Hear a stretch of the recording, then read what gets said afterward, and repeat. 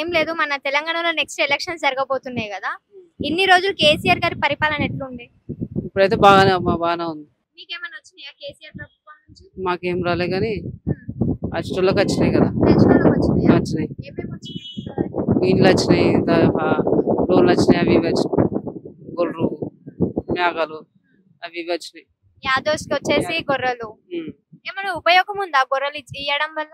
ఇక ఉపయోగం అంటే వాళ్ళకి తెలిసి ఉంటుంది, మనకు తెలియదు కదా. తీసుకున్న వాళ్ళకి అంటే మాట్లాడుకుంటూ ఉంటారు కదా, అరే మాకు ఏ 30 అవన్నీ గొర్రెలు వచ్చినాయి, 50 గొర్రెలు వచ్చినాయి, అమ్మేసుకున్నాం. చాలా వరకు వచ్చిన గొర్రెలు అట్లనే అమ్మేసుకుంటూ ఉన్నారు. తీసుకునే వాళ్ళకి మనకేం తెలుస్తుంది కానీ వాళ్ళు అంటారు కదా.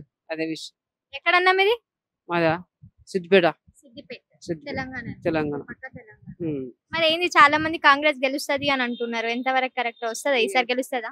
ఏమో చెప్పలేము కదా దాని గురించి. మీ ఒపీనియన్ ఏంది? గెలుస్తుంది ఏమో. అనుకుంటున్నారా? గెలవచ్చు గెలవకపోవచ్చు, దానికి ఏం చెప్పలేము కదా. అది. మీ ఒపీనియన్ ఏంది? గెలుస్తుందా గెలవదా? ఏమో తెలియదు కదా ఇక దాని గురించి. మీ కేసీఆర్ ప్రభుత్వం నుంచి ఏం రావట్లేదు. మాకు రాలేగా, నష్టంలోకి వచ్చినాయి కదా.